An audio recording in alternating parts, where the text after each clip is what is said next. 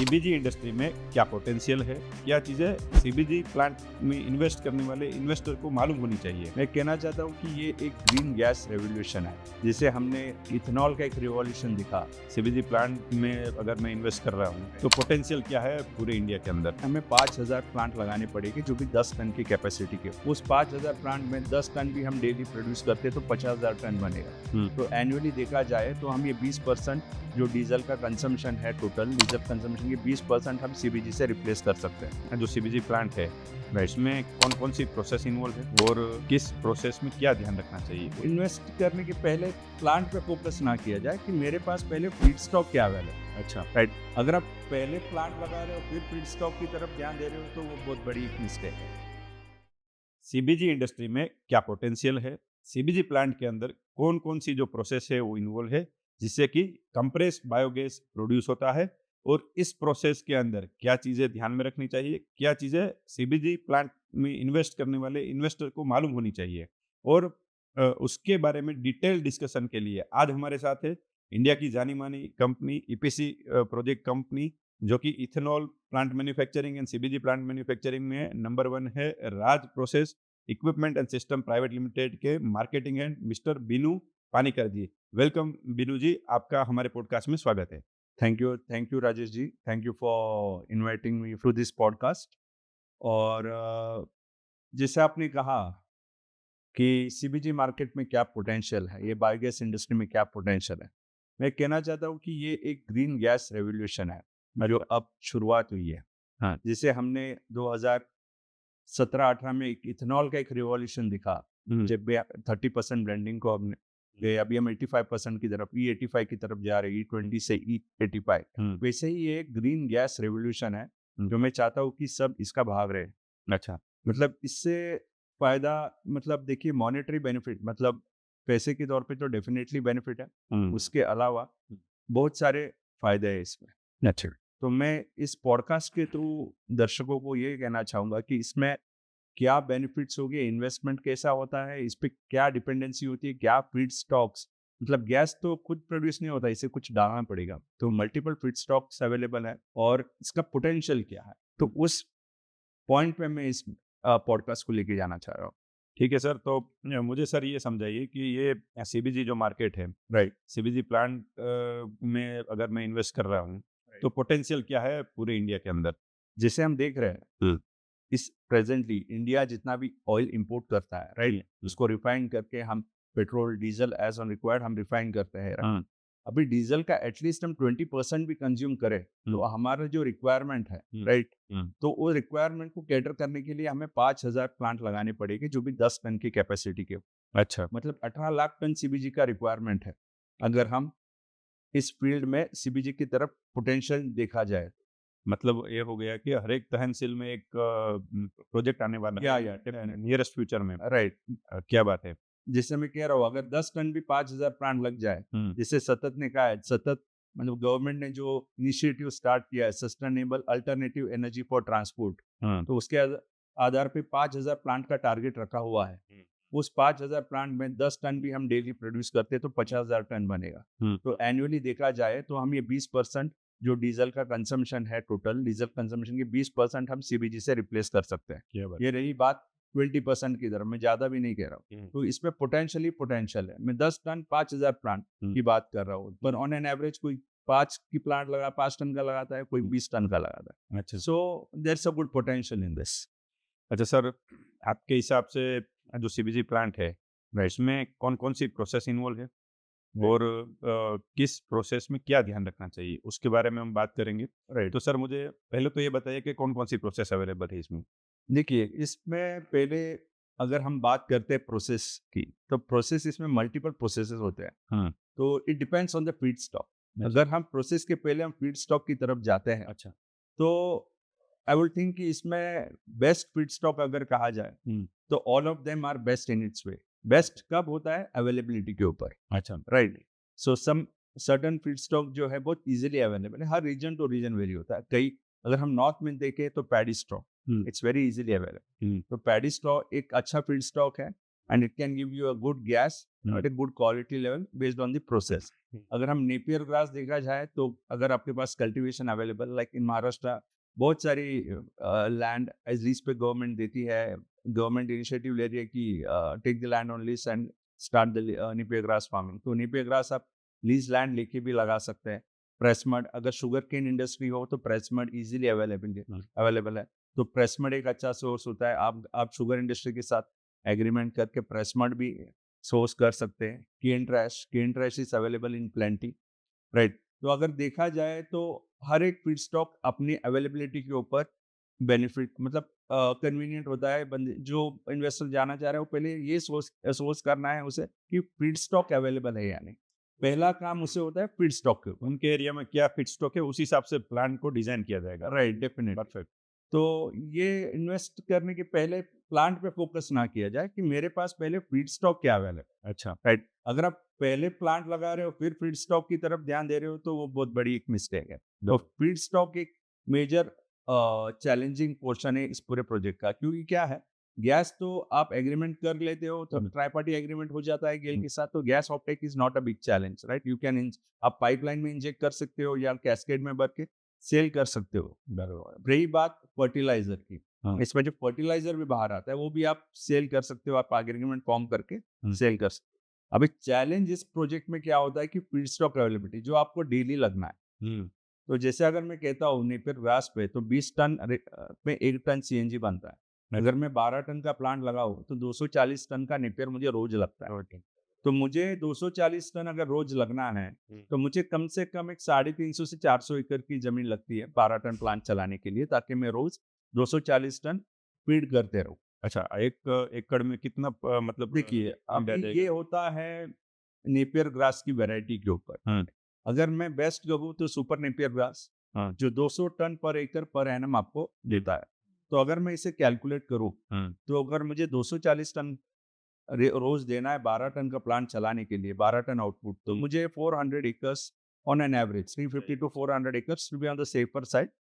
ये बेटर है. बट जैसे आपका कट मतलब हर साल में 4 से 5 कट मिल जाता है. तो जैसे कट बढ़ते जाता है आपका यील्ड भी बढ़ते आता है, तो 220 टन तक पहुंच जाता है. अच्छा. तो वैसा देखा जाए तो 350 से 400 ऑन एन एवरेज एक रिक्वायरमेंट होता है 12 टन का प्लांट अगर आप प्लान कर रहे हो तो. अच्छा, जैसे आपने बताया 12 टन, तो मुझे ये समझे सर कि अगर कोई बंदा अभी इनिशिएट करना चाह रहा है, सर में एंट्री लेना चाहता है, तो कौन सी कैपेसिटी से स्टार्ट करना चाहिए? रिकमेंडेड कैपेसिटी अगर कोई इन्वेस्टर इसमें इन्वेस्ट करना चाह रहा है तो भी an idle capacity to will be 6 ton, मतलब 6 टन से आप स्टार्ट कर सकते हैं. इसमें अगर आप कॉम्बिनेशन देके हम प्रपोज करते हैं 6 टन प्लांट में 2 डाइजेस्टर लगता है इसमें जहाँ से गैस जनरेट होता है. 3 टन के हिसाब से हम उसको डिवाइड करते हैं और उसको हम प्यूरिफाई करके 6 टन कर सकते हैं. अच्छा, तो अगेन फिश स्टॉक का जैसे ही डिसीजन आ जाता है कि ये फिश स्टॉक अवेलेबल हो और एक क्वांटिटी में अवेलेबल है, उसके बाद की क्या प्रोसेस रहेगी? देखिए, अगर फीड स्टॉक अवेलेबल है एंड एवरीथिंग इज फाइन, मतलब आपने फीड स्टॉक की एश्योरेंस कर दिया, तो आपको जाना है ट्राई पार्टी एग्रीमेंट की तरफ. एक एग्रीमेंट फॉर्म करना पड़ता है गैस गेल के साथ, gas authority of India limited, right. वो आपकी जो सेंट्रल गैस डिस्ट्रीब्यूटर है, जैसे कई रीजन में अलग अलग गैस डिस्ट्रीब्यूटर्स होते हैं, जैसे बीपीसीएल हुआ, आईओसीएल हुआ, आईजीएल हुआ, टोरेंट गैस, ऐसे बहुत सारे गैस डिस्ट्रीब्यूटर हैं. गुजरात गैस है, राइट, गुजरात गैस है. तो वैसे आप उनके साथ एक ट्राई पार्टी एग्रीमेंट फॉर्म करना पड़ता है, राइट. तो ट्राई पार्टी एग्रीमेंट फॉर्म होने के बाद आपको एक एश्योरेंस हो जाता है कि yes, gas offtake is done. तो वो होने के बाद फिर आप ईपीसी पार्टनर के साथ फाइनलाइज करके आप आगे जा सकते हैं. But forming a try party agreement and EPC partner दोनों पैरेलल चलता है ये चीज. अच्छा, ऐसा नहीं कि आपने क्या हो रहा है कि आप एग्रीमेंट फॉर्म कर लिए और आप फिर प्लान नहीं डाल रहे, देन गेल को भी क्या ये हो जाता है कि भाई आप प्लान क्यों नहीं डाल रहे, नेगेटिविटी जनरेट होती है. So both things go parallelly. अच्छा, ऐसा नहीं कि आप सिर्फ टीपीए फॉर्म कर लिए और फिर आपने प्लांट के लिए इनिशिएट नहीं किया. अच्छा, जैसे आपने बताया कि गेल के साथ ट्राई पार्टी एग्रीमेंट का एक प्रोसेस चलेगा, साथ साथ में ईपीसी फाइनलाइजेशन भी चलेगा, राइट. तो ईपीसी फाइनलाइजेशन के टाइम पे क्या ध्यान रखना चाहिए? देखिए, ईपीसी फाइनलाइजेशन के टाइम में मैं मेजरली यही फोकस करना चाह रहा हूँ कि all of them are best, but आप उनकी कैपेबिलिटी को स्टडी करना चाहिए. Are they truly an EPC company? Because you can say consultant भी कल एक ईपीसी बन जाता है। दिक्कतें क्या आती है कि प्रोजेक्ट एग्जीक्यूट नहीं हो पाता है, डिलीवर नहीं हो पाता है और इन्वेस्टर फंस जाता है उसमें। तो मेरा सभी इन्वेस्टर्स जो इस फील्ड में आ रहे हैं, तो उनसे मैं यही कहना चाहूँगा कि आप ईपीसी जो कंपनी है, जो भी है, उनकी बैकग्राउंड चेक कीजिए, उनकी टीम स्ट्रेंथ चेक कीजिए, उनकी कैपेबिलिटी चेक कीजिए in terms of project execution, कि वो तब आपका एक पूरा टर्न की प्रोजेक्ट कर सकते हैं या नहीं। क्योंकि इस प्रोजेक्ट में फेज वाइज होता है कि इंजीनियरिंग होता है और साइट में काम, क्योंकि मेजरली इसमें जो काम होता है वो साइट पे होता है। साइट को ऑफिस से कंट्रोल करना पड़ता है, इसको प्रॉपर इनपुट्स देने पड़ते हैं, क्योंकि अभी जो हो रहा है, आप देख रहे, जो बूम आया है इंडिया में, इसमें हर कोई सीबीजी में एंटर करना चाह रहे हैं, राइट। और ये जो स्मॉल ऑर्गेनाइजेशंस है, जो कंसल्टेंट्स अब जस्ट ईपीसी के फॉर्म में आ रहे हैं, वो मल्टीपल ऑर्डर्स ले लेते हैं और वो एग्जीक्यूट नहीं कर पाते, राइट। क्योंकि देखिए, अभी ऑर्डर आ रहा है, कोई बंदा आपको ऑर्डर दे रहा है, मना नहीं करते, इवन दे आर, अगर वो लोडेड है तो इसमें इन्वेस्टर फंस जाता है, वो कमिट, क्योंकि क्या उनके पास उनकी टीम स्ट्रेंथ नहीं है, राइट। ये ध्यान देना चाहिए कि इन्वेस्टर जब भी कोई ईपीसी को सिलेक्ट कर रहा है, आर दे वेल केपेबल, उनकी टीम स्ट्रेंथ है, उनकी डिजाइन टीम है, उनकी क्यूसी टीम है, उनकी प्रोजेक्ट टीम है। ऐसे टीम स्प्लिट अप होगी तो काम स्मूथली चलेगा। और कमिटेड टाइम 6 से 8 महीने में प्रोजेक्ट होना चाहिए, और एल्स आपका 2 साल भी हो तो ये प्रोजेक्ट कंप्लीट नहीं होगा। अच्छा, अच्छा। हाँ, तो काफ़ी प्रोजेक्ट है वो लंबे चल रहे हैं, मतलब वो उनका राइट। एफिशिएंट का करेक्ट नहीं है। राइट, क्या है इसमें आरओआई में दिक्कतें होती है। बैंक आपको फंडिंग कर रहा है, बैंक फिर आपको क्वेश्चन करता है कि आप प्रोडक्शन क्यों नहीं निकाल रहे। एसीसी वो अचीव नहीं होता है तो राइट, इधर- राइट, क्योंकि इसमें मोस्टली बैंक फंडेड होता है, हम्म, राइट। आप जो मॉडल से करते हैं तो आपको एक कमिटेड टाइम फ्रेम में प्रोडक्शन निकालना पड़ता है, और एल्स आपका लॉस है इसमें। So selecting an EPC partner, maybe वो ईपीसी पार्टनर आपको एक हायर चार्ज कर रहा है compare to a new startup और अदर कंपनी, बट अगर ईपीसी स्ट्रेंथ है उसकी, डेफिनेटली आप उसको वैल्यू करना चाहिए, और उतना अगर आप उनको क्रेडिट देंगे, आपको उसका बेनिफिट टाइमलाइन पे मिलेगा। आपको टाइम पे एग्जीक्यूशन मिलेगा, कमीशनिंग तुरंत हो जाएगा, और इसमें मेजर चैलेंज होता है सर कि आफ्टर सेल सपोर्ट। मतलब पहले महंगा पड़ेगा लेकिन ऑल ओवर सस्ता पड़ेगा। राइट, डेफिनेटली ये एक लंबा गेम है, ये 1 साल का गेम नहीं है। आपको ये प्लान चलाना है 10 साल, राइट। आपका आरओआई 3.5 से 4 साल में आता है। अगर बीच में अगर कोई दिक्कतें आई, अगर आपका डाइजेस्टर बैठ गया, maybe due to any reason, आप तो उतने टेक्निकली कैपेबल नहीं हो, बीइंग एन इन्वेस्टर ही वो इसमें कुछ कर नहीं सकता, उसे सर्विस सपोर्ट लगेगी। तुरंत फोन कॉल पे ईपीसी अगर कैपेबल है, he will depute the service person, दूसरे दिन ही सर्विस पर्सन आ जाएगा, आपका जो भी प्रॉब्लम है तुरंत ले लेगा। बरोबर, राइट। आपका कोई प्यूरिफी, इसमें क्या होता है, गैस का अगर प्यूरिफिकेशन नहीं आया, आपका मीथेन कंटेंट उतना नहीं आ रहा है, इमीडिएटली आपका रिजेक्शन हो जाएगा। इसमें कुछ भी प्लांट में कोई भी दिक्कतें आ सकती है, तो आपको सर्विस सपोर्ट बहुत जरूरी होता है। तो आप ईपीसी पार्टनर सिलेक्ट करते हो, क्योंकि आफ्टर सेल सर्विस पे भी ध्यान देना चाहिए कि वो उतने कैपेबल है या नहीं है। बैकग्राउंड विद चेक करा। राइट, क्योंकि आप इन्वेस्टमेंट ये 1-2 करोड़ की बात नहीं है। ये एक प्रोजेक्ट लगता है मिनिमम 30 करोड़ के आसपास। हाँ। स्टार्टअप करने जाए तो 25 से 30 करोड़ के रेंज में जाता है, और ये जाता है, अगर कैपेसिटी वाइज देखा जाए तो हर टन पे 5 करोड़ का खर्चा है। बरोबर, तो इतना राइट। रिस्क ले रहे हो तो तो सोच समझ के या अगर आप इतना रिस्क ले रहे हो, और अगर आप कोई ईपीसी कंपनी को प्रीमियम देना चाह रहे हो, तो इसमें कोई बुरा नहीं है। तो मैं चाहता हूँ कि जो भी इन्वेस्टर हो, इस ये सब एक लंबे दौर की तरह सोचे, ईपीसी पार्टनर को शॉर्टलिस्ट करते हुए, सब माइंड के पीछे आपको ये सब ध्यान रखना चाहिए। तो बराबर, राइट। तो सर आपने बहुत अच्छी बात की कि सप्लायर चूज करने के टाइम पे काफ़ी चीज़ें ध्यान में रखनी चाहिए। मुझे एक और क्वेश्चन आ गया कि ये ऑफटेक जो है वो कितने साल के लिए करती है ओएमसी हमारे हमारे साथ? देखिए, अभी ये ऑप्टिक जो है 10 से 15 साल के रेंज में होती है, हो जाती है। ऑप्टिक। ऑप्टिक के एश्योरेंस, जैसे मैंने कहा, इसमें कोई दो राय नहीं है, डिमांड बढ़ते ही जाएगा। जैसे हम नेट जीरो की तरफ जा रहे हैं, हमें डीजल को रिप्लेस करना है, ये डीजल में आग ज़्यादा चलने नहीं वाला है, तो हमें इसे इथेनॉल या फिर सीबीजी, ऐसे कॉम्बिनेशन में इसे पूरी तरह डीजल को एलिमिनेट करना है, और नेट जीरो का टारगेट जो है वो अचीव करना है। तो इसमें देखिए, आप सीएनजी को या सीबीजी को मना नहीं कर सकते, आपको इसमें लाना ही है, और 2030 तक ये फुल फेज अचीव हो जाए। अच्छा, राइट, परफेक्ट। तो offtake process and EPC finalisation जैसे खत्म होता है हमारा, राइट। तो हमें नेक्स्ट क्या प्रोसेस करनी चाहिए? देखिए, अगर ऑफटेक प्रोसेस आपका हो चुका है, हाँ, ईपीसी फाइनलाइजेशन हो चुका है, जैसे मैंने कहा कि इसमें फर्टिलाइजर भी एक बहुत बड़ा रेवेन्यू प्ले करता है। अच्छा। ये जैसे हम डीजल को सीबीजी से रिप्लेस कर रहे हैं या नेचुरल गैस को सीबीजी से कंप्रेस्ड बायोगैस से रिप्लेस कर रहे हैं, हुँ। वैसे हमें फर्टिलाइजर जो इंपोर्ट हो रहा है उसको भी रिप्लेस करना है by our self produced fertiliser, जो हम कहते हैं एफओएम, जो फर्मेंटेड ऑर्गेनिक मैन्योर कहते हैं इसे, हाँ, हाँ। जो हमारे डाइजेस्टर प्लांट से बाहर आता है। हुँ, अब ये जो आता है इसे हम इंटरनली प्रोसेस करके बायो फर्टिलाइजर प्लांट में, और इसे एक अच्छे रेट में आप बेच सकते हैं। हुँ। हम चाहते हैं कि आप इसे 10,000 रुपए पर टन पे बेचे बरोबर। प्रोसेस करके। हाँ, मैं ये क्यों कह रहा हूँ, देखिए अगर आप 4,000 रुपए टन पे भी ये फर्टिलाइजर जो आपके प्लांट से मिल रहा है, तो आपका पूरा ऑपरेशनल एक्सपेंसेस नील हो जाएगा। बरोबर है।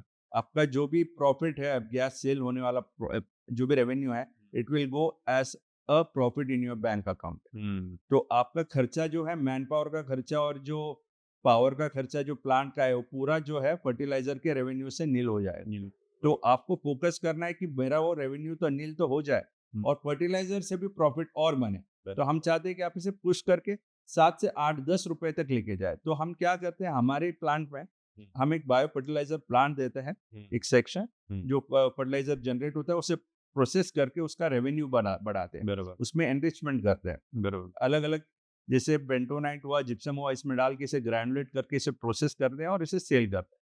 तो it's not only a gas producing plant, a fertiliser plant as well. तो जैसे आपने फर्टिलाइज़र प्लांट की बात की, तो राइट। फर्टिलाइज़र प्लांट डालने में एक्स्ट्रा क्या खर्चा होगा और वो जो टोटल कॉस्ट है हमारी प्लांट की, सीमेंट प्लांट की, उसके सापेक्ष में कितना होगा? देखिए, अगर आप फर्टिलाइजर प्लांट डालते हैं, हुँ, राइट, उसका एक टोटल प्रोजेक्ट वैल्यू के एडिशनल एक 5 टू 7% देखा जाए, हुँ, राइट, वो प्लांट लग जाता है। अच्छा, मतलब मैं ये कह रहा हूँ कि ऑन अ सेफर साइड आप 7-8% एक्स्ट्रा बजट पकड़िए, हुँ, ये फर्टिलाइजर प्लांट साथ में डालिए, अच्छा, ताकि आप ये जो फर्टिलाइजर को प्रोसेस करके अच्छे रेवेन्यू में बेच सकते हैं। इसमें क्या होता है, अगर आप नहीं जाते तो मेजर चैलेंज क्या होता है, अगर आप फर्टिलाइजर प्लांट नहीं डालते तो इसे हमें सन ड्राई करके सुखाना पड़ता है। हुँ, हाँ, हाँ, जो आता है फर्टिलाइजर उसमें 70% मॉइस्चर होता है हुँ, और हमें इसे सन ड्राई करना पड़ता है। बरोबर, और सन ड्राई करने में अगर आप वेदर प्रॉपर नहीं है, 3-4 महीने बारिश है, तो इसे हैंडल करना दिक्कत वाली बात है। तो वो हेडेक है आपका वो इनकम में कन्वर्ट हो जाएगा अगर आपने प्लांट राइट, डाल दिया। राइट। अगर आप ये प्लान डालते हैं, आपका जो फर्टिलाइजर हैंडलिंग वाला जो इश्यू है, हुँ, राइट, हुँ, समर में तो कोई इश्यू नहीं होगा, चैलेंज होता है सिर्फ विंटर में और रेनी सीजन में। अगर आप नॉर्थ की तरफ जाते हो तो 3 महीना और 4 महीना तो विंटर में चला जाता है बरोबर, और एक्सट्रीम ठंडी होती है और रेनी सीजन भी होता है। तो ये फर्टिलाइजर ड्राई होने में बहुत बड़ा चैलेंज है। तो हम चाहते हैं कि आप ये फर्टिलाइजर प्लांट भी साथ में डालिए, तो आपका क्या है, पूरा प्लांट में हैंडलिंग बहुत ईज़ी हो जाएगा और इतना फर्टिलाइजर को आप प्रोसेस करके ग्रैन्यूल बना के आप स्टॉक कर सकते हैं, बरोबर, ताकि आप इसे round the year as on required demand की तरह आप सेल कर सकते हैं इसे। अच्छा। तो आपने सेल करने की बात की, राइट। तो वो कहाँ पे सेल कर सकते हैं? फर्टिलाइज़र के क्या ऑप्शंस है उसको सेल करने के? देखिए, अभी अगर आप देखा जाए तो इसमें अगर फर्टिलाइज़र इंडस्ट्री इंडिया में देखा जाए, हुँ, तो इसमें बहुत सारी कंपनियाँ हैं जहाँ आप ये फर्टिलाइज़र सेल कर सकते हैं। हुँ, आप क्रिप्को है, ये जो कंज़्यूम करती है फर्टिलाइज़र, आप उनके साथ अप्रोच करके उनसे एग्रीमेंट कर सकते हैं। आप इसको पहले वैलिडेट कीजिए, हुँ, इसका कंटेंट जो है उनसे दिखाइए, अप्रूव हुँ, कीजिए। हाँ, सो वो आपके साथ एग्रीमेंट करेगी। दूसरी है इफ्को है, इंडियन फार्मा फर्टिलाइज़र कॉर्पोरेशन, हुँ, वो भी इसको कंज़्यूम कर ले सकती है। आप उनके साथ राइट। एग्रीमेंट कर सकते हैं। उसके अलावा प्राइवेट एंटिटीज़ जैसे Coromandel fertilisers, there are many many fertilisers, ऐसा कोई स्पेसिफिक ये नहीं है। ये फर्ट अडानी ने भी अभी कुछ फर्टिलाइज़र राइट, अपने डाला है। उनसे भी आप अप्रोच कर सकते हैं। मृत मृत ये तो टॉप फर्टिलाइज़र कंपनीज़ के नाम कह रहा हूँ, बट इसके अलावा हुँ, लोकल प्रोमोटर्स जो है, छोटी-छोटी कंपनी, उनके पास भी आप जाके ये सेल कर सकते हैं। जो डीलर्स होते हैं, उनके पास भी आप अप्रोच कर सकते हैं। अच्छा। अपना डीलर नेटवर्क बना के भी आप राइट, सेल कर सकते राइट। आपका भी एक ब्रांड बना सकते हैं। अगर मैं कहूँ कि मैं 12 टन का प्लांट लगा रहा हूँ, तो मैं खुद का ब्रांड बना के बेचूँगा, हैं। बराबर, तो मुझे अच्छा रेवेन्यू मिल जाएगा। परफेक्ट है। तो सर हमने जैसे फीडस्टॉक फाइनलाइज़ कर लिया, राइट, लैंड फाइनलाइज़ हो गया राइट, अपना, ऑफटेक हो गया, राइट। ईपीसी फाइनल हो गया। अब हमें क्या चीज़ कौन-सी प्रोसेस पे फोकस करना चाहिए और क्या चीज़ें ध्यान में रखनी चाहिए? जैसे मैंने कहा, जिस ये हमारा जो डिस्कशन है अलग-अलग दिशा की तरफ गए, जैसे फीडस्टॉक के बारे में डिस्कस किया, हाँ, हमने ऑप्टिक का डिस्कस किया, जो अलग पॉइंट्स डिस्कस किए। बट अभी जो मैं पॉइंट डिस्कस करने जा रहा हूँ, ये ज़्यादा मतलब टेक्निकल पॉइंट होगा। दर्शकों को थोड़ा समझने में दिक्कतें होगी, बिकॉज़ इट्स मोर टेक्निकल। अच्छा। तो हमने हमारे खुद का एक प्लांट लगाया है, राज प्रोसेस इक्विपमेंट है। ये 12 टन कैपेसिटी का प्लांट है, राज अच्छा। क्लीन एनर्जी, पुणे में है। हुँ। जो मैं चाहता हूँ कि आप एक बार आइए, विजिट कीजिए। अच्छा। आपके चैनल के थ्रू मैं दर्शकों को दिखाना चाहूँगा कि कैसे प्लांट बनाएँ। ये state of an art plant है। श्योरली सर, हम एक बार फैक्ट्री विजिट करेंगे। एक वर्चुअल टूर हम अरेंज कर सकते हैं वीडियो के माध्यम से। इससे राइट। कि दर्शकों को पुणे तक आने की ज़रूरत ना हो, वीडियो में एक बार वो प्लांट देख लें। उसके बाद वो चाहे तो आ सकते हो आप। सर का कॉन्टैक्ट नंबर, सर की टीम का कॉन्टैक्ट डिटेल दिया हुआ है। आप स अपने सर ने खुद अपना एक काइंड ऑफ डिस्प्ले टाइप एक प्लांट बनाया है 12 टीपीडी का, और मैं विजिट करने जा रहा हूँ। वर्चुअली तो हम देखेंगे ही, लेकिन आपको भी खुद आना है तो आप भी इनका कॉन्टैक्ट करके आ सकते हो। Yes sir. Thank you. और मैं दर्शकों को ये चाहूँगा कि आप आइए, वर्चुअल तो देखिए लिंक पे, बट आप डेफिनेटली विजिट कीजिए। एक state of an art plant है, 12 टन कैपेसिटी का प्लांट है। ये अभी प्रेसमड एंड नेपियर मल्टीफीड पे चलता है ये। एक यूरोप में ऐसा प्लांट भी नहीं दिखेगा। ऐसे कमेंट्स हमें जो जितने भी विजिटर आ रहे हैं, सब यही कमेंट कर रहे हैं कि state of an art plant, और ऐसा प्लांट जो हाइजीन कंडीशन मेंटेन किया हुआ है, जो ऑटोमेशन मेंटेन किया हुआ है, वो सब आपको विजिबल होगा। और आप इन्वेस्ट करने के पहले ये प्लांट विजिट करना, मैं तो कहूँगा कि ज़रूरी है, because it's not a small investment. आप एक बड़ा इन्वेस्टमेंट कर रहे हैं तो आपके मन में पूरा आ जाएगा कि हाँ, प्लांट कैसा होना चाहिए, लेआउट कैसा बिठना चाहिए, कैस्केड कहाँ पे लगना चाहिए, फीड स्टॉक कहाँ रखना चाहिए। तो मैं चाहता हूँ कि आप विजिट करें। या जी सर। तो नेक्स्ट प्रोसेस क्या होगी सर या हमारी? सो अगर हम ये प्रोसेसिंग की बात करें कि इसमें क्या होता है, जैसे मैंने कहा हमने हमारा खुद का एक प्लांट लगाया, तो हमने इसमें ऐसे पेटेंटेड टेक्नोलॉजीज हमने इसमें इम्प्लीमेंट किए जो हमारा खुद का पेटेंट किया हुआ है। तो हमने क्या किया सर कि डाइजेस्टर जो बना हुआ है, आप अभी आप देखे होंगे, कई प्लांट आपने भी विजिट किए होंगे या दर्शकों ने भी देखे हुए कि ये प्लांट में जो लगे हुए प्लांट है नॉर्थ में या अदर रीजन, तो इसमें आरसीसी डाइजेस्टर और बलून दिया जाता है टॉप अच्छा। पे। हुँ। हमारा जो यूएसबी है सर, हम देते हैं एमएस में, माइल्ड स्टील में डाइजेस्टर, अच्छा। और ऊपर में एमएस का रूप होता है, इसमें कोई बलून नहीं होता है, अच्छा, विदाउट बलून होगा। विदाउट बलून होता है। विदाउट बलून तो सीबीजी प्लांट को अज़्यूम करना ही थोड़ा मुश्किल है। या वही वही मैं कहना चाह रहा हूँ, विदाउट बलून लोग अज्यूम नहीं करते, हुँ। बट हमने प्रूव किया है। और हमारा जो 20 साल का एक्सपीरियंस है, हुँ। हमारा एक्सपीरियंस ये आज या कल की से नहीं है या 2 साल पहले से नहीं है। हुँ। हम इस इंडस्ट्री में 2002 से हैं, अच्छा। राइट। हम डाइजेस्टर, इथेनॉल प्लांट में बहुत सारे डाइजेस्टर्स दिए, और अगर आज मैं कहूँ मार्केट में, मतलब इंडिया में जितनी भी इथेनॉल प्लांट है, इसमें जो एफ्लुएंट निकलता है हुँ। बहुत एसिडिक होता है, उसको कहते हैं हम स्पेंट वॉश। मतलब मोलासेस भी डिस्टिलरी हो या जो भी डिस्टिलरी है जो मोलासेस प्रोसेस करती है, जो इथेनॉल बनता है, तो 1 लीटर इथेनॉल में 10 लीटर का स्पेंट वॉश आता है। हुँ। उसका पीएच जो बोलता है, पावर ऑफ हाइड्रोजन, बहुत एसिडिक होता है। पीएच 3 के आसपास होता है। हुँ। उसका जो बीओडी और सीओडी लेवल बोलते हैं, biological oxygen demand, chemical oxygen demand, ये बहुत हाई होता है। हुँ।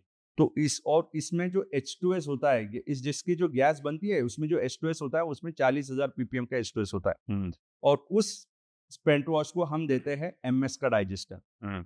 तो ये तो 1980 से चलते आ रहे हैं, 250 से 300 डाइजेस्टर है आज इंडिया में, ये सब एमएस में है। अच्छा। जो दूसरे जो इस लाइन के नहीं है, जो इथेनॉल के लाइन में नहीं है, उनको पता नहीं होगा। हुँ। तो इस हार्मफुल लिक्विड को हम एमएस डाइजेस्टर दे रहे हैं, तो ये जो गैस निकल रहा है नेपियर और प्रेसमर, तो इसमें तो कुछ भी नहीं है। हुँ। इसमें तो H2S हार्डली 0.1% है, 1000 पीपीएम है। हुँ। तो इसको हम आरसीसी डाइजेस्टर क्यों देना चाह रहे हैं? इसका मैं लॉजिक समझना चाह रहा हूँ। तो मैं चाहता हूँ कि आप आरसीसी डाइजेस्टर में जो बेनिफिट आपको एमएस की डाइजेस्टर में मिलेगा, वो नहीं मिल पाएगा। हम इसमें सेंट्रल एजिटेटर देते हैं, ऊपर से रूफ लगा के, ताकि आपको इसका एजिटेशन प्रॉपर मिले, गैस का यील्ड अच्छा मिले। और ऊपर से सबमर्सिबल एजिटेटर लगा हुआ है। हुँ। मैं आपको कुछ सीएफडी एनालिसिस कहते हैं, कंप्यूटेशनल फ्लूइड डायनामिक्स बोलता है, हाँ। राइट। सीएफडी एनालिसिस मैं आपको शेयर करूंगा। आप भी दर्शकों को इस पॉडकास्ट के थ्रू दिखा सकते हैं कि इसमें देखिए कैसे एजिटेशन होता है, फ्लो कैसे मिलता है, और डेड स्पॉट्स बिल्कुल नहीं है। तो मैं चाहता हूँ कि ये टेक्नोलॉजी हम ही नहीं, दूसरे भी अडॉप्ट करें। मतलब जो भी इन्वेस्टर है उनको इसका बेनिफिट दें। मैं इसमें, क्योंकि गैस का यील्ड बढ़ता है, अब जितने भी विजिटर्स आए हैं, ईपीसी कंपनीज भी आती है नॉर्थ की, वो आके देख के जाते हैं, तो वो सरप्राइज रहता है कि आपको 100 टन में 4 टन का सीबीजी प्रेसमेंट से कैसे मिलता है। हाँ। तो मैं कहना चाह रहा हूँ ये वर्चुअल टूर के थ्रू मैं आपको ये भी दिखाऊंगा कि हमारा ऑटोमेशन सिस्टम कैसा है। डाइजेस्टर कोई आदमी नहीं चला रहा है, ये पूरा ऑटोमेशन पे होता है। एजिटेटर कब चालू होना है, कब बंद होना है, ये पूरा ऑटोमेशन स्काडा के थ्रू होता है। मैन्युअली कुछ भी नहीं, प्रोग्राम्ड है, गैस का एक कंसिस्टेंट मिलता है और एक हाईली एफिशिएंट प्लांट होता है। तो बायोडाइजेस्टर एक यूएसपी ऑफर कंप्लीट प्लांट है। अच्छा, तो आपका राइट, यूएसपी जो डाइजेस्टर बना रहे हो और वो आप कंप्लीटली स्टील में बना रहे हो। राइट, जैसे कि मैं समझा हूँ सिविल मतलब आरसीसी का जो है राइट, उसमें साइड से लगता है राइट, एजिटेटर और आप सेंट्रल से ऊपर से लगाते हो राइट, और ऊपर से लगाने से आपका पूरा जो फ्लो है वो मेंटेन हो जाएगा राइट, और उससे यील्ड ज़्यादा आएगी। राइट। ठीक है सर, तो ये तो सिंपल सी बात हो गई आपने वैसे टेक्निकल है लेकिन मुझे समझ में आ गई मतलब दर्शकों को समझ में आ जाएगी, फाइन। चिंता नहीं है। तो सर जैसे डाइजेस्टर बनाने में आपने बताया कि ये ऑप्शन आप दे रहे हो, अच्छा ऑप्शन दे रहे हो। उसके अलावा भी क्या लोग अक्सर गलती कर रहे हैं और क्या चीज़ें ध्यान में रखनी चाहिए? देखिए, अभी अक्सर लोग गलती कर रहे हैं, मतलब मैं लोगों के ऊपर नहीं बोलूँगा। हाँ, ईपीस आप जो ईपीसी पार्टनर सेलेक्ट कर रहे हैं, उनका प्लांट विज़िट कीजिए। हाँ। विज़िट करके उनका गैस का यील्ड देखिए, यील्ड कैसे आ रहा है, हुँ, राइट? यही एक मेन फ़ोकस होना चाहिए सिलेक्ट करने के पहले कि आप कितना फ़ीड दे रहे हैं और कितना यील्ड निकल रहा है। हाँ। फ़ीड एंड यील्ड मतलब गैस जनरेशन का जो रेशियो है, वो जैसा कमिटेड है, वो आ रहा है या नहीं, वो चेक करना चाहिए बिफोर फाइनलाइज़िंग एन। तो इसमें कुछ थंब रूल है कि इतना मील डाल रहे हो तो इतना तो आना चाहिए, हाँ, इससे कम आ रहा है तो हम उसको वेरीफाई कर सकते हैं। देखिए जैसा है अभी गैस कम ज़्यादा होने का एक ही कारण मेजर होता है कि आपका एजिटेशन या फिर जो फ्लो है वो प्रॉपर नहीं हो, डेड स्पॉट्स हो या टेम्परेचर आप जो डाइजेस्टर में मेंटेन कर रहे हो वो मेंटेन नहीं हो रहा हो। ये सब चीज़ें आपको प्लांट ऑपरेशन के टाइम देखना होता है।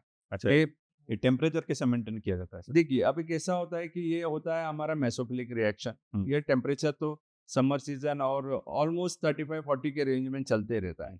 जब विंटर आता है, जैसे मैंने कहा नॉर्थ में, जैसे Bihar UP and all region पे कई टेम्परेचर 3 डिग्री 5 डिग्री पे पहुंच जाता है। तो जैसे टेम्परेचर ड्रॉप हो जाता है, मतलब एटमॉस्फेरिक 3-5 होता है, तो ये 40-35 के कम हो जाते ही हमारा एक सिग्नल स्काडा में चला जाता है।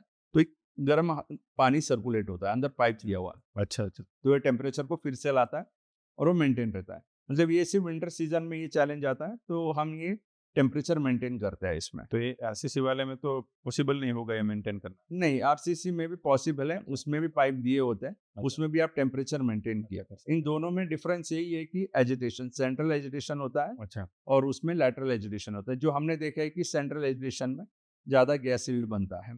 तो सर ये आपने जो स्टील डाइजेस्टर और आरसीसी डाइजेस्टर की डिटेल में बात की, तो सर दोनों की जो लाइफ है वो क्या होती है और कितनी होती है सर? देखिए, जैसे मैंने कहा इसमें H2S जो होता है, जो सल्फर जो होता है, हुँ, यही मेन कल्प्रिट होता है इरोजन के लिए, हुँ, मतलब खाने के, स्टील खाने के। जैसे मैंने कहा आपकी कि जब हमारा 4% H2S होता है स्पेंट वॉश ऐसे लिक्विड में, जिसमें 40,000 पीपीएम लेवल में बात करते हैं, तो 40,000 हुआ हुँ, पीपीएम H2S और उसका लाइफ होता है 10 से 15 साल, हुँ, राइट? 40,000 पीपीएम में लाइफ इन द सेंस उसका जो शेल होता है, बाहर का शेल, वो तो 20 साल तक चलता है, 20-25 साल। जो रूफ होता है ऊपर का, वो जो स्टील का होता है, वो करोड़ होता है। क्यों? उसमें H2S बहुत ज़्यादा है। तो हम H2S होने के कारण वो रूफ में स्पॉट्स आते हैं। तो हम रिप्लेस करते हैं ओनली रूफ 10 साल में, उसको रिप्लेस करके नया रूफ लगाते हैं। वो स्टील का रूफ को रिप्लेस करके नया रूफ लगाता है। हुँ, और एल्स उसको चलता है 20 साल तक पूरा डाइजेस्टर। और अपने केस में तो H2S तो न के बराबर है, 1000 पीपीएम है। 40,000 की जगह ये 1000-1500 होता है। हुँ, तो इसमें तो रूफ डैमेज होने की कोई शंका ही नहीं है। तो ये पूरा डाइजेस्टर आप बिना हाथ लगाए 15 साल से 20 साल तक चलो। लाइफ चलती है इसकी। तो इसमें कोई रिप्लेसमेंट नहीं, कोई ऐसा नहीं है कि पानी है तो आपको अंदर पानी है तो स्टील नहीं देना है, ये गलत है। इसमें एक केमिस्ट्री होती है, केमिकल रिएक्शन होता है, वो समझने के बाद अब डिसीजन लेना चाहिए कि आरसीसी जाए क्या स्टील में जाए। ये तो जैसे कह रहा हूँ, उसमें तो पीएच या फिर H2 है, ऐसा कोई चैलेंज नहीं है। और ये एमएस का डाइजेस्टर एक बेस्ट ऑप्शन है, जिसमें हम ऊपर से एजिटेटर देके submersible as well as centre और स्टील का डाइजेस्टर देके with 20 years of guarantee life. 15 to 20 years में कुछ भी नहीं होना है इसमें। सर तो डाइजेस्टर की लाइफ की बात हुई, लेकिन सर ऑल ओवर हम अगर मेंटेनेंस अच्छी तरीके से करें राइट, पूरे प्लांट का, जिसमें राइट, हर एक चीज़ को मतलब फीड स्टॉक जहाँ हम डाल रहे हैं वो अपना डाइजेस्टर हो गया, प्यूरिफिकेशन सिस्टम हो गया, कंप्रेशन हो गया, सबका मेंटेनेंस अगर अच्छी तरीके से हो और जो भी इक्विपमेंट और मशीनरी कहीं-कहीं ना रिप्लेसमेंट करनी पड़ती है उसकी राइट, लाइफ के हिसाब से, तो वो चलता रहे। तो पूरे प्लांट की क्या लाइफ रहेगी सर? देखिए, अभी जैसे मैंने कहा कि अगर आप इसको प्रिवेंटिव मेंटेनेंस करते रहे, तो इसको आप 20 साल तक भी प्लांट चलाइए, अच्छा, कोई इश्यू नहीं। कोई इश्यू नहीं है, राइट? इसमें जो कंप्रेसर्स होते हैं, रोटेटिंग पार्ट में कुछ कंप्रेसर्स हुए, कुछ पंप्स हुए, इसको आपको एनुअल मेंटेनेंस करना पड़ता है। एक तरीका होता है कि बियरिंग्स चेंज करनी पड़ी, सील चेंज करनी पड़ी, बराबर, कोई पिस्टन चेंज करना पड़ा, ऐसे तो मेंटेनेंस तो चलते रहता है। बराबर। और एल्स ये प्लांट तो फुल्ली तो चलता ही रहेगा, 20 साल भी 25 साल हो, सिर्फ कुछ कुछ कंपोनेंट आपको रिप्लेस करना पड़े। अगर आप 20-25 साल में आपको अगर इसमें कुछ स्क्रैप करना है, ये प्रोजेक्ट को स्क्रैप करना है, तो जैसे मैंने कहा ये स्टील डाइजेस्टर है, आरसीसी डाइजेस्टर नहीं है, आपका उसका स्टील का रेवेन्यू मिल जाएगा, अच्छा, तो इसका स्क्रैप वैल्यू मिल जाएगा, तो कैपिटल कॉस्ट आपकी रिकवर काफ़ी रिकवर हो जाएगी। काफी रिकवर हो 20 साल के बाद स्टील का रेट भी बड़ा होगा। राइट, तो वैसे बोलो तो आपने पैसा दे के अभी रेंट पे लिया, ऐसा ही है। अब राइट। जैसे खाली हो जाएगा तब ये इसको पैसा मिल जाएगा वापिस। स्क्रैप करके आप पेमेंट भी परफेक्ट। रिकवर कर सकते हैं, बिकॉज ये अगर आप जाएंगे 6 टिपड़ी का प्लांट भी, इसमें 2 बड़े डाइजेस्टर्स होते हैं, इतने बड़े बड़े स्टील कंपोनेंट्स होते हैं, कम से कम डाइजेस्टर का भी अगर वेट देखा जाए, हर एक डाइजेस्टर का कम से कम एक दोनों मिला के 500-600 टन तो पूरा मतलब 400-500 के आसपास तो वेट आ जाता है इसमें, अच्छा, अच्छा। तो उतना कॉस्ट आप सेल करके भी रिकवर कर आई सकते थिंक हैं। 30-35% इन्वेस्टमेंट तो खाली डाइजेस्टर में ही हो जाएगा। Right, right. बराबर, तो वो रिकवर हो सकता है। वो रिकवर हो सकता है। Perfect, yes. मतलब जैसे आपका 20 साल हो जाए, आपको इसको स्क्रैप करना है, तब आप ये कर सकते हैं। तो ये काइंड ऑफ एफडी है आपकी। एफडी जैसे कि काम खत्म तब एफडी रिकवर। राइट, डेफिनेटली वैसे हो सकता है। सर, तो इसका मेंटेनेंस के ऊपर सर, आरसीसी का डाइजेस्टर हो या स्टील का हो, तो उसके ऊपर आप क्या कहेंगे? देखिए, अभी जैसे बात हुई इसकी मेंटेनेंस की, डाइजेस्टर में मेंटेनेंस क्या आता है? हम देखिए, हम ये जो डाइजेस्टर 20 साल से चलाते आ रहे हैं, इसमें जो रूफ होता है, जैसे बलून रूफ लगा है, राइट? बलून अभी हमारा होता है एमएस का रूफ, इसमें तो H2S हमारा अगर 40,000 पीपीएम है, रूफ में गैस होल्ड होता है। जैसे स्पेंट वॉश के केस में वो 10 साल के बाद उसको रिप्लेस करते हैं, अच्छा, राइट? अपने केस में तो H2S बिल्कुल नहीं के बराबर है, मतलब 0.1%। वो जो 40,000 था, आपके केस में 1500 या 1000 पीपीएम होता है, रेसमड या फिर नेपियर ग्रास हो या व्हाटएवर। तो आपको ये रूफ जो है, इसको रिप्लेसमेंट भी एक्सपेक्ट की 12 से 13 साल के बाद सिर्फ रूफ रिप्लेस करना है। अच्छा, उसके अलावा इसमें कोई मेंटेनेंस का कॉस्ट नहीं है, अच्छा। राइट? और इसमें जो मोटर्स एंड एजिटेटर्स जो है, वो पीरियोडिक मेंटेनेंस होता है, जैसे वो लैटरल में हो या सेंट्रल में हो, पीरियोडिक मेंटेनेंस होता है। जैसे कुछ इशू आता है मोटर में, तो वो रिप्लेस करना, बट ऐसा कोई फ्रीक्वेंट मेंटेनेंस नहीं है, एक कंटिन्यूस रनिंग प्लांट है। देखिए, डाइजेस्टर को आपको कंटिन्यूसली चलाना है, बरोबर, जैसे हम देख रहे हैं, इससे रेवेन्यू जनरेशन, यहीं से गैस बनता है, बरोबर है। तो इसको आपको मेंटेन करना है। हम इसमें अलग अलग स्टैंड बाइज दिए हुए हैं, कहीं स्टॉपेजेस नहीं आएंगे। आपका एक बार डाइजेस्टर स्टार्ट हो गया, तो आपको कंटिन्यूस आपको इसको गैस जनरेशन मिलते रहेगी। तो सर, डाइजेस्टर जैसे आपने परफेक्टली टेक्नोलॉजी वाइज आपने मतलब स्टील का या आरसीसी का जो भी डिफाइन कर दिया, उसके बाद की प्रोसेस क्या रहेगी इसमें से? देखिए, अभी जैसे मैंने कहा, इसमें गैस जनरेट हुआ, राइट? अब इस गैस जो जनरेट हो रहा है, इसमें हम डायरेक्टली कैस्केड में भर नहीं सकते, बिकॉज इसमें इम्प्योरिटीज होते हैं। हाँ, इसे हमें प्यूरिफाई करना पड़ता है। प्यूरिफाई मतलब इसमें से कुछ जो इम्प्योरिटीज है वो निकालना पड़ता है। बरोबर। और जो गैस स्टैंडर्ड्स है, इंडियन गैस स्टैंडर्ड, उसमें कहते हैं कि 96% अब मीथेन की जरूरत होती है, और जब गैस जनरेट होता है उसमें 55% मीथेन होता है, तो बाकी जो कंपोजिशन है उसमें 35 से 40% CO2 होता है, और उसमें अप्रॉक्स 1 से 2%, 1% तक H2S होता है। तो हमें क्या करना है सर कि ये CO2 को और H2S को निकालना है, तो इसे हम पास करते हैं प्यूरिफिकेशन प्लांट में, अच्छा। CO2 और H2S निकालने के लिए। अब ये प्यूरिफिकेशन प्लांट में भी H2S निकालने के लिए भी अलग अलग टेक्नोलॉजी है। कोई सिर्फ कार्बन फिल्टर्स लगा के H2S को निकालता है, कोई इसे बायोकेमिकल स्क्रबिंग करता है, कोई इसे केमिकल स्क्रबिंग करता है। अच्छा, तो हम प्रेफर करते हैं कि हम बायोकेमिकल या फिर बेस्ड ऑन द कंपोजिशन, अगर आपका 40,000 ppm आ रहा है, जैसे स्पेंट वॉश केस में है, तो हम उनको बायोकेमिकल स्क्रबिंग देते हैं। और एल्स अगर आपका कम पीपीएम लेवल बहुत कम है, तो हम उन्हें कार्बन फिल्टर लगाते हैं, या इस कॉम्बिनेशन ऑफ कार्बन फिल्टर और बायोकेमिकल, तो ऐसे कॉम्बिनेशन देता है। सो H2S निकालने के लिए अलग अलग टेक्नोलॉजी होती है, वैसे ही CO2 निकालने के लिए भी अलग अलग टेक्नोलॉजी। बरोबर। CO2 में होता है चिल्ड वाटर स्क्रबिंग होता है, मेम्ब्रेन होता है, VPSA होता है। अच्छा, So we are open for all. तो हम based on the client's requirement, presently we are doing like 20 ton का प्लांट कर रहे हो, मेम्ब्रेन दे रहे हैं, कोई 13 टन का प्लांट कर रहे हो, हम मेम्ब्रेन की जगह चिल्ड वाटर स्क्रबिंग दे रहे हैं, तो based on the requirement of the client तो टेक्नोलॉजी हम दे देते हैं। और कोई भी टेक्नोलॉजी हो, हम 98% प्योर मीथेन देते हैं। 97 to 98% हमारा एश्योर्ड गारंटी लेवल होता है। तो उस फॉर्म में हम क्लाइंट से बातचीत करके, टेक्निकल डिस्कशन करके फाइनलाइज करते हैं। तो सर जैसे ये प्यूरिफिकेशन प्रोसेस होगा, राइट।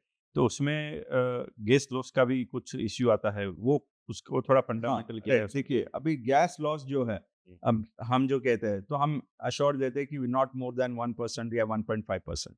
ये हम अश्योरेंस देते हैं कि अब ये मेम्ब्रेन को या फिर वीपीएसए हो या फिर चिल्ड वाटर स्टोरिंग हो, तो लॉस को हम कंट्रोल करते हैं। हमारा गारंटीड लॉसेस 1.5 to 2% के बीच में होता है। मिनिमम 1 to 1.5, 1.5 के अब हम जाने देते नहीं है। तो हम इसको कंट्रोल मॉनिटर करते हैं, इंस्ट्रूमेंट लगा के उसे हम स्काडा में दिखाते हैं कि कितना मॉनिटर हो रहा है। मॉनिटर होता है, हर चीज़ मॉनिटर होता है हमारे सिस्टम में। भले आपका गैस ऑप्टेक हो रहा है तो गैस क्रोमेटोग्राफ से जाता है, उसमें से रीडिंग दिखती है, पूरा स्काडा सिस्टम में रिकॉर्ड होता है। हुँ। बिल्कुल इम्प्योर गैस अंदर जाता नहीं है, फुल्ली ऑटोमेटेड है। अगर इम्प्योरिटी लेवल बढ़ गई आपकी, मतलब मीथेन कंटेंट कम हो गया, तो वो रीसर्कुलेट होके फिर जाता है, उस पर कैस्केड में नहीं भरा जाएगा वो। अच्छा। तो उसे पूरा केयर लिया जाता है। हाँ, स्काडा सिस्टम जो है वो सब्सिडी लेने के लिए भी मैंडेटरी है। राइट। तो स्काडा की आप बात कर रहे हो, तो स्काडा सिस्टम इंस्टॉल करने में और सिलेक्ट करने में क्या चीज़ें ध्यान में रखनी चाहिए? और उसमें भी क्या मतलब, क्योंकि रिपोर्टिंग हो रहा है पूरे प्लांट का स्काडा में, हाँ। तो परफेक्टली आए उसके लिए क्या आप रिकमेंड करते हो? देखिए अभी स्काडा सिस्टम में रिकमेंड करना, मतलब जितने भी हम, अगर मैं हमारा प्लांट कहूँ या जो हम टेक्नोलॉजी प्रोवाइड करते हैं, हुँ। तो जैसे आप दर्शक भी आएंगे हमारे प्लांट में हुँ। या आप भी आएंगे हमारे प्लांट में, तो आपको हमारा स्काडा सिस्टम दिखा दूंगा। हुँ। तो आप देखेंगे कि हमारे फील्ड में ऑपरेटर्स या लेबर्स बिल्कुल ना के बराबर है। अच्छा। फील्ड में कोई ऑपरेटर ना होगा, ना कोई फिलिंग स्टेशन पे कोई ऑपरेटर परमानेंट खड़ा रहता है, ना गैस प्यूरिफिकेशन सेक्शन में कोई ऑपरेटर खड़ा रहता है, ना डाइजेस्टर सेक्शन में कोई ऑपरेटर। सिर्फ प्री ट्रीटमेंट सेक्शन में हुँ। एंड पोस्ट ट्रीटमेंट में वहाँ पे लेबर लगती है। प्री ट्रीटमेंट में फीड बनवाने के लिए, लाइक हुँ। प्रेसमेंट को डाइल्यूट करने या निपियर को डाइल्यूट करने के लिए लेबर लगती है। और जो फर्मेंटेड ऑर्गेनिक मैन्योर जो डिकैंटर से आता है, वो उसको पैकिंग करने उधर लगती है लेबर। उसके अलावा कोई प्लांट में बिल्कुल लेबर नहीं लगती, क्योंकि हमने सब जगह इंस्ट्रूमेंट्स लगा हुआ है। अच्छा। कितना लिक्विड अंदर जा रहा है डाइजेस्टर में, वो हम मीटर से स्काडा में देखते हैं। हुँ, हुँ। हर कोई मोटर का ऑन ऑफ सब स्काडा सिस्टम से है। पता चल राइट। प्यूरिफिकेशन हमारे स्काडा सिस्टम में क्या प्योरिटी आ रही है पूरा दिखाई देता है। तो अच्छा। पूरा एक स्काडा सिस्टम में कंट्रोल्ड है। हुँ। तो कहीं पे भी कुछ भी हो, पूरा रिकॉर्ड आपके फोन पे भी आ जाएगा। अच्छा। उसको आप कनेक्ट कर सकते हैं। तो फुल्ली ऑटोमेटेड प्लांट है। ऐसा ऑटोमेशन हमने किया है कि minimum manpower maximum meet. Perfect. ऐसा।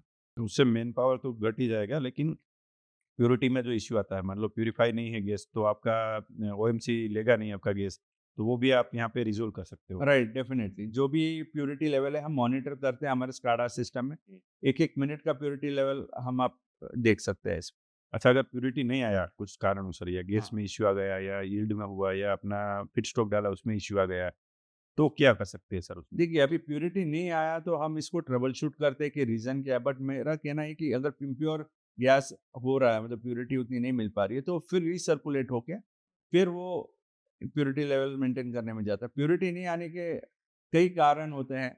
अगर आप मेम्ब्रेन यूज कर रहे हैं तो मेम्ब्रेन फाउल हो रहा होगा। राइट। वहाँ पे ऐसा हो सकता है कि आपको मेम्ब्रेन रिप्लेस करना पड़े। या अगर आप बायोकेमिकल स्क्रब में H2S सेक्शन में जा रहे हैं, तो वहाँ आपका ऑक्सीडेशन प्रोसेस प्रॉपर नहीं होता होगा। तो वो सब पैरामीटर्स होते हैं, ये सब हम मॉनिटर करते हैं थ्रू एन ऑपरेटर हुई सिटिंग, ऐसे हम लैब केमिस्ट कहते हैं। नॉट अच्छा। एन ऑपरेटर, वो हर चीज मॉनिटर करता है अच्छा। कि आपका जो रिएक्शन कैसे हो रहा है, हुँ। आपका सीओडी बीओडी लेवल, मतलब गैस जनरेशन की बात कर रहा हूँ, वहाँ पे प्री ट्रीटमेंट में क्या क्या मॉनिटर करना है, ये सब हमारे लैब केमिस्ट कंटिन्यूसली मॉनिटर करते हैं। उसका एंट्री किया जाता है रजिस्टर में। जी। और जो गैस प्यूरिफिकेशन सेक्शन का जो ऑपरेटर होता है वो भी हर चीज मॉनिटर करता है कि ताकि गैस कंसिस्टेंटली प्योर रहे। तो ये प्यूरिफिकेशन होने के बाद का जो प्रोसेस है वो क्या रहेगा सर इसमें? देखिए प्यूरिफिकेशन होने के बाद क्या होता है, जैसे प्यूरिफाई होता है, ये H2S और CO2 रिमूव होता है, तो इसका प्रेशर होता है 8 से 10 बार। राइट। आप इस प्रेशर को आप अभी गैस को आप डिस्पैच कर सकते हैं to your central gas distributor, हाँ। जिससे भी आपका एग्रीमेंट हो। पर वो क्या मोड से आप डिस्पैच कर रहे हो, राइट। इसको आप गैस लाइन में इंजेक्ट कर सकते हैं, अगर पाइपलाइन आपके नजदीक हो तो आप उसमें इंजेक्ट कर सकते हैं। अच्छा, और एल्स अच्छा। आप अगर कैस्केड में डिस्पैच करना चाह रहे हो उसमें भी डिस्पैच करना कर सकता है। पर दोनों में क्या होता है सर कि प्रेशर अलग होता है। अच्छा। आप गैस लाइन में डाल रहे हो तो गैस में 30 बार लगता है, मतलब आप जो 8 बार का है वो 30 बार में कंप्रेस करके उस लाइन पे इंजेक्ट करते हैं। अगर आपको कैस्केड में डिस्पैच करना है तो आपको 220 बार का प्रेशर लगता है। बराबर। तो इसमें हाई प्रेशर कंप्रेसर लगती है। तो बराबर। हाई प्रेशर कंप्रेसर क्या करता है, ये जो हमने 8 बार या 10 बार पे है इसको हम 220-250 बार में कंप्रेस करके सिलेंडर में भरते हैं। तो और फिर वो सिलेंडर आप डिस्पैच कर सकते हैं। अब रही बात कि मेरे पास कितना सिलेंडर रखूँ, कैसे रखूँ, क्या प्लानिंग है? तो ये डिपेंड होता है कि आपका जो डिस्पोजल सेंटर है, आपको जो पंप अलोकेट किए वो कितना दूर है, कितने देर में आना जाना होता है। तो जनरली हम जब कहते हैं तो हम ऐसे कहते हैं कि अगर 12 टन का प्लांट है तो हाफ कैपेसिटी का आप कैस्केड रखिए, मतलब 6 टन का। 1.5 टन का एक होता है या 2 टन का होता है, बेस्ड ऑन दैट। अब 6 टन, 6.5 टन का कैस्केड आपके पास होना ही चाहिए। ताकि क्या होता है कि जैसे गैस जा रहा है वहाँ थोड़ा टाइम लगता है डिस्पोज करने में, कि वहाँ पे कुछ इश्यूज हो गए तो गाड़ी आने में टाइम लगती है, तो आप गैस को क्लियर नहीं कर सकते, राइट? तो ये जरूरी है कि आप मिनिमम 50% का तो कैपेसिटी रखिए। और एल्स अगर गैस लाइन नजदीक से जा रहा है वो तो और बेनिफिट होता है। बराबर। जिससे मैंने कहा कि कैस्केड में भर के भी सेल किया जा सकता है और एल्स से पाइपलाइन में भी इंजेक्ट कर सकते हैं। मैं ये कहना चाह रहा हूँ कि देखिए, जैसे अगर आप कैस्केड में भी भर के सेल कर रहे हो तो आपको 8 रुपए किलो एडिशनल दिया जाता है अच्छा। एज पर गैस का जो नॉर्म्स है। जैसे गवर्नमेंट ने जो प्राइसिंग स्ट्रक्चर ठहराया है, 72 रुपीज पर केजी, हाँ। ये गैस का रेट है बेस्ड ऑन 96% प्योर मीथेन हो जो एज पर टर्म्स है। तो 72 रुपीज केजी मतलब क्या जाए तो 1458 rupees per MM of BTU ऐसा एक यूनिट होता है। तो 72 रुपीज किलो आपको मिलता है जो प्योरिटी लेवल हम देते हैं। और उसके अलावा 8 रुपये अलग मिलता है आपको सिलेंडर में भर के बेचने के लिए, मतलब टोटल 80 रुपये के आसपास मिल जाता है। तो ये जो गैस ऑप्टिक करने के अलग अलग तरीके होते हैं। जैसे मैंने कहा कि गैस इंजेक्शन पाइपलाइन में किया जाता है या कैस्केड के थ्रू भी आप बेच सकते हैं इसे। तो हर एक का एक बेनिफिट होता है। एडवांटेज क्या होता है इन द सेंस कि आप पाइपलाइन में इंजेक्ट करना है, एडवांटेजेस क्यों है कि आपको ऑप्टिक के लिए मतलब कैस्केड में भर के लेके जाना, उधर लाइन में खड़ा रहना और फिर अनलोड करना फिर आना, मतलब वो एक चैलेंज नहीं रहेगा आपके पास। मतलब आप इजीली गैस लाइन जा रहा है, गैस में इंजेक्ट कीजिए एट 40 बार। बट आप देखिए ये जो कैस्केड में भर के हम जो डिस्पैच कर रहे हैं इसके लिए 8 रुपये किलो अलग प्राइस दिया जाता है। अच्छा। अगर आप प्राइसिंग स्ट्रक्चर देखा जाए तो आपको भले आप गैस लाइन में इंजेक्ट करें या फिर कैस्केड में, उसके पहले तक मतलब प्यूरिफिकेशन तक आपको 72 रुपीज पर केजी मिलेगा। मतलब अगर आप जो प्राइसिंग नॉर्म है 1458 rupees per MM of BTU उस हिसाब से देखिए तो 96% प्योर मीथेन में आपको 72 रुपीज पर किलो मिलेगा गवर्नमेंट की तरफ। उसके आगे का जो स्ट्रक्चर है कैस्केड में भर के डिस्पैच करना, उसे 8 रुपए किलो अलग दिया जाता है अगर आप कैस्केड में सेल कर रहे हो तो। इसको कहते हैं कंप्रेशन कॉस्ट। मतलब ऑल टुगेदर अगर आप कैस्केड में भर के आप पंप में अनलोड कर रहे हैं तो आपको 80 रुपए किलो मिल जाता है। अब इस 80 रुपए किलो में आपका 40 रुपए प्रॉफिट रह जाता है और जो 20 रुपए ओपेक्स बोलते हैं और 20 रुपए फीड स्टॉक का कॉस्ट हो जाता है। अच्छा। तो हम क्या चाहते हैं कि आपको 40 की जगह 60 मिले। वो 60 कैसे मिलेगा? आप फर्टिलाइजर जो जनरेट हो रहा है आप सेल कीजिए और जो 20 रुपए जो आपका ओपेक्स है उसको आप फायदे में कन्वर्ट कर लीजिए, मतलब नील कर लीजिए। तो आपका 60 रुपए प्रॉफिट हो गया और आपका 20 रुपए ही आपका फीड स्टॉक का जो कॉस्ट आ रहा है वो रह जाएगा। फीड स्टॉक का कॉस्ट हमने कैसे कैलकुलेट किया? अगर हम नेपियर पकड़ते हैं या हम 1000 रुपए टन पकड़ते हैं, समझिए अगर 12 टन का प्लांट है तो 240 टन दे रहे हैं। तो अगर 1000 रुपए पर टन से पकड़ेंगे नेपियर का कॉस्ट तो आपका 12 टन प्लांट के लिए 20 रुपए किलो का जो कॉस्ट है वो फीड स्टॉक का कॉस्ट हुआ। अच्छा। तो हम चाहते हैं कि इस पूरे प्रोजेक्ट में आपका प्रॉफिट बने 80 रुपए में से 60 रुपए किलो, 60 रुपए प्रॉफिट ही बने किलो पे और 20 रुपए आपका एक्सपेंस बने।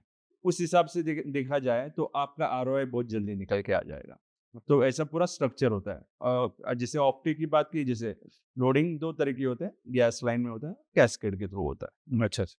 तो सीबीजी प्रोड्यूस तो हो ही रहा है, फर्टिलाइजर भी प्रोड्यूस हो रहा है। राइट। तो हमें खाली सीबीजी के ऊपर फोकस करने से के साथ साथ फर्टिलाइजर पे ही फोकस करना चाहिए, जिससे कि हमारा ओपेक्स कम हो जाएगा और वायबिलिटी ऑफ द प्रोजेक्ट बढ़ जाएगी। Right, definitely definitely. अच्छा। तो सर आपने काफ़ी डिटेल में ये सारी चीज़ें समझाई।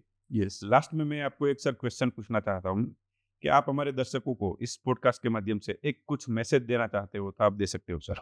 मैं सभी दर्शकों को फर्स्ट ऑफ ऑल मैं राजेश जी आपको मुझे एक अपॉर्चुनिटी इस प्लेटफॉर्म पे आके पॉडकास्ट करके मेरा जो मैसेज है हुँ, आपके माध्यम से लोगों की तरफ पहुंचाने के लिए धन्यवाद। Thank you sir. और मैं ये भी चाहता हूँ कि जैसे आप वर्चुअल टूर पे आए हमारे प्लांट में और दर्शक आप भी आइए, हमारा प्लांट देखिए और जैसे ये प्लांट बनाइए, आप लोगों की तरफ पहुँचाइए कि प्लांट कैसे बना जाता है, क्या ऑटोमेशन हुआ किया जाता है। हुँ, तो मैं ये चाहता हूँ कि आप ये प्लांट विज़िट करें, आप दर्शक लोग आप भी विज़िट कीजिए हाँ, और एक state of an art plant बने और भारत का नाम जो है इस दुनिया में बायोगैस ग्रीन रेवोल्यूशन के ज़रिए ऊपर आए। बरोबर। मैं यही चाहता हूँ कि एक ग्रीन गैस रेवोल्यूशन का पार्ट बने, सब इसमें पार्टिसिपेट करें और इसमें इन्वेस्ट करने में कोई झिझक नहीं है। सिर्फ ईपीसी पार्टनर्स, टेक्नोलॉजी सिलेक्शन इस पे फोकस कीजिए। Thank you, thank you. तो सर आपने काफ़ी अच्छा तरीके से समझाया कि एक सीबीजी प्लांट के अंदर प्री ट्रीटमेंट में क्या होता है, फीड स्टॉक जो है वो क्या सिलेक्ट करना चाहिए, अपने रीजन वाइज क्या होना चाहिए। उसके साथ साथ आपने समझाया कि डाइजेस्टर में क्या क्या चीज़ें होती है, आपकी जो टेक्नोलॉजी है उसके बारे में भी आपने बताया डाइजेस्टर के लिए। उसके बाद जो है प्यूरिफिकेशन में जाता है गैस प्रोड्यूस होने के बाद, प्यूरिफिकेशन में भी काफ़ी टेक्नोलॉजी अवेलेबल है, उसके बारे में भी आपने बताया। उसके साथ-साथ आपने कंप्रेशन में जैसे प्यूरीफाई गैस है, इम्प्यूरिटी को अलग करने के बाद जैसे कंप्रेशन में जाता है या तो दूसरा ऑप्शन आपने बताया कास्केड के साथ-साथ एक पाइपलाइन इंजेक्शन का ऑप्शन है। राइट, तो उसको सारा और फर्टिलाइज़र के बारे में भी आपने काफ़ी चीज़ें हमें इनपुट दी। राइट। तो पूरा जो ये वीडियो है उसके अंदर सर ने I think A to Z of the CBG plant हमें बता दिया है, हर एक प्रोसेस के बारे में बताया है। तो आपको अगर सीबीजी प्लांट में इन्वेस्ट करना है, आपको लगता है कि सीबीजी प्लांट एक आपके लिए बहुत बड़ी अपॉर्च्युनिटी है, तो आप सर की टीम के साथ कॉन्टैक्ट कर सकते हो, सर को कॉन्टैक्ट कर सकते हो और उनका खुद का एक जो 12 टीपीडी का यहाँ पूना के 60 किलोमीटर नज़दीक में जो प्लांट डाला हुआ है, वहाँ पे भी आप विज़िट कर सकते हो, क्लियरिटी ले सकते हो और उसके बाद आप डिसीजन ले सकते हो। तो आज आपने डिटेल में ये पॉडकास्ट देखा उसके लिए मैं आपका आभारी हूँ और आपको अगर आपके प्लांट में अगर आप आगे बढ़ रहे हो और उसमें प्रोजेक्ट फंडिंग की ज़रूरत है, बैंक कौन-सी बैंक आपको लोन देगी, कितनी लोन देगी, क्या स्ट्रक्चरिंग होगा, क्या फंडिंग के ऑप्शंस है आपके पास अवेलेबल, वो सारी जानकारी के लिए आप हमें कॉन्टैक्ट कर सकते हो, हमारी टीम को कॉन्टैक्ट कर सकते हो और गवर्नमेंट की काफ़ी सब्सिडी है। सेंट्रल गवर्नमेंट भी काफ़ी सब्सिडी ऑफर कर रही है, आपका सीबीजी प्रोड्यूस के ऊपर कर रही है, फर्टिलाइज़र के सेल्स के ऊपर कर रही है, बायोमास एग्रीगेशन मशीनरी जो है आप वो ले रहे हो तो उसके ऊपर भी सब्सिडी है। काफ़ी स्टेट में अलग-अलग तरीके से सब्सिडी है, जैसे कि आपको कहीं पे इन्वेस्टमेंट के ऊपर कैपिटल सब्सिडी, इंटरेस्ट सब्सिडी दी जाती है। कहीं पे आपके सीबीजी के आउटपुट के ऊपर 75 लाख रुपीज़ पर टीपीडी से लेके 1 करोड़ पर टीपीडी तक दिया जा रहा है। कहीं पे आपको स्टैम्प ड्यूटी एग्जम्पशन है, कहीं पे इलेक्ट्रिसिटी ड्यूटी एग्जम्पशन है, कहीं पे जीएसटी का एसजीएसटी का जो रिइंबर्समेंट है, उसके स्वरूप में आपको सब्सिडी दी जाती है सीबीजी प्लांट के लिए। तो आप आपके स्टेट में, आपके लोकेशन में कौन-सी सब्सिडी है, कैसे मिलेगी, क्या प्रोसेस है, कितनी मिलेगी? तो वो सारी चीज़ों के लिए, जानकारी के लिए आप हमारा संपर्क कर सकते हो, हमारी टीम का संपर्क कर सकते हो। तो आज का ये पॉडकास्ट में सर आप बिनू जी हमारे गेस्ट बने उसके लिए आपका धन्यवाद करता हूँ। Raj process equipment and system private limited का धन्यवाद करता हूँ और आप सभी दर्शकों का धन्यवाद करता हूँ। मैं हूँ Rajesh Savaniya, CEO and founder Adrod corporation Rajkot.